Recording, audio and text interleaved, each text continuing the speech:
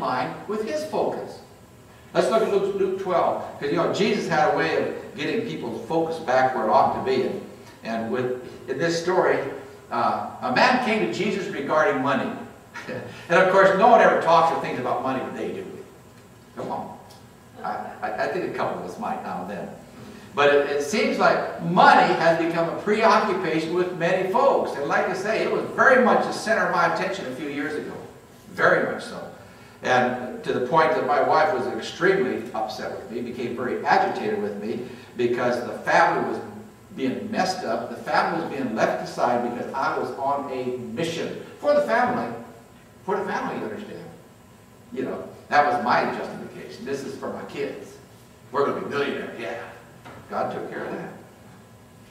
But you know, a lot of people are totally preoccupied with money. And it was true in Jesus Christ's day, and it's true today. In Luke 12:13, for example, someone in the crowd come up, shout out at Jesus, and says, "Teacher, tell my brother to divide the family inheritance with me." Man, I want my part of the apple, you know. And Jesus said to the man, "Who appointed me as a judge or arbitrator over you?" See? And he said to them plural, he said to them, "Beware, be on your guard against every form of greed. See? For not even one who has an abundance does his life consist of his possessions." See, we got to be careful. Possessions don't become our all in all. He told him a parable. He said, you know, the land, a certain rich man was very, very productive. As a matter of fact, he began reasoning to himself. He says, what am I going to do with all these crops? And man, I've got an abundance of it. I know what I'll do. I'm going to tear down my barns. I'm going to build some new barns. And there I can store all my grains, all my goods. Man, I can just haul this stuff in. And I will say to my soul, soul, you have many goods laid up for years to come. Just take your ease. Eat, drink, and be merry. Go to the river. Go to Vegas. Have a ball. You know, have a great time. And God said to him, you fool, this very night your soul is required of you. And now who's going to own what you have prepared? What a slam. Think about that. I mean, when Christ told these parables, he had really people in mind. He had situations in mind. He was hitting us where it hurt. Because he wanted something for you. He wanted a relationship with God for you. And you couldn't have that if your mind was focused on this other garbage. Verse 21, he says, well, so is the man who lays up treasure for himself is not rich toward God. Whew. I mean, drawing information from this story, I want to look quickly at what I'm going to call the true assessment of life. You agree or disagree, I don't care. This is my version of this thing. Do you realize that every one of you in this room has an assessment of life? I mean, you have your own opinion of life. There are conclusions you have drawn as to what life is about, the values of life, the significance of life, the importance of life. And out of this particular story, I want to look at that true and real assessment of life. See, it's not all that complicated. It's pretty simple, actually. Very simple. The first thing is, life is brief. Would you agree with that? Life is brief. You'll notice the story, after building all the barns, after they're all filled, he has money, he has possession, he has financial security. He's now sitting back and saying, man, I'm going to enjoy all this, have a good time, just going to coast in the twilight years of my life. But in that particular moment, wow, his life is snuffed out. Life is brief, much briefer than we know. In this congregation, in our own family, we've seen the Lord take our loved ones home unexpectedly, in a manner we never thought possible.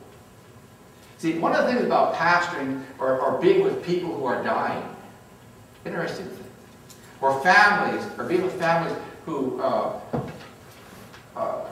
have someone in their family has died. See, we're reminded of just how short and how uncertain life can be.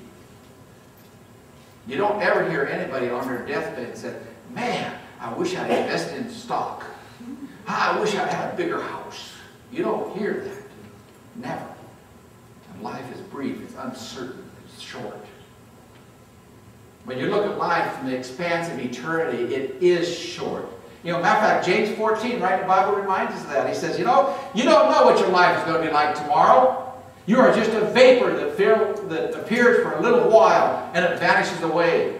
See, the image here is like when you go out in the morning on a cold morning. In California, it's a little harder to use this illustration, but here you know, you go out on a cold morning, and there's this vapor. You can see your breath, and it just sort of disappears, doesn't it? The roar breath comes, and man, then it's gone just that quick.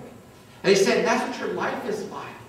It's a vapor. It comes and it goes, just like that. In a blink, in an expanse of eternity. It is 1 second in thousands upon thousands and thousands of years, if you can measure it that way. He said, your life is just like that one little speck of sand on the whole shoreline that's filled with sand. It's brief. And because it's brief, you need to make sure you're doing what you need to do, that you're investing your life in the way that you need to be investing it. Now, secondly, life is not only brief, but it is going to end. Ooh, that's heavy, isn't it? Life is going to end. Did you know a lot of people won't even talk about the end times? They won't even talk about the fact that they're going to die. You can't talk to Lynn's mom about it. She don't want to talk about it. Don't want to talk about eternity. Man, we go to school all our lives, we go to college, we study for our test, and when it comes to eternity, what do? Oh, well, I'm just going to pop in and have a okay. You know, jeez, man. You know, we like to think, every one of us, especially teenagers, myself, I like to think I got 20, 30, 40, 50, 60 years. I don't want another 60 years. I don't think I want to last that long, but I wouldn't mind, 20, 30 of them. But life will end. There's the beginning and there's the end. See, in fact, one man said there are two things certain life. You all know what it means. Death and taxes. But he wasn't even, he's only 50% right, because you can screw it on taxes today. Man, you owe $60,000, $70,000, you go down there and cry big alligator tears, and you walk away with a $100 bill. And you're all free of your taxes. But I can tell you this, there's no death evaders. No death evaders at all. Everyone has an appointment with death. The problem is, God doesn't send us a little appointment slip and say, your time is up, June 27th, 1943. It doesn't happen. We don't know when He's going to take us home, do we? And well, here it says, God said to him, today your soul is required of you. In other words, your time's up, buddy. You're coming home. No, sort of reminds me of a story. I like this little story. This is the guy who found himself in heaven real quickly.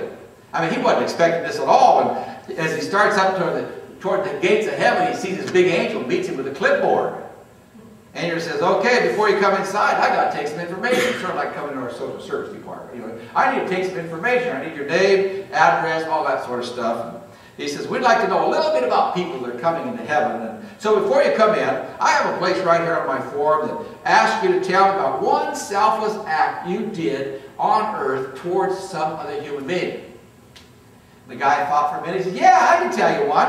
Yeah, I was going down the street one day, and this poor little old lady was getting mugged by this big biker.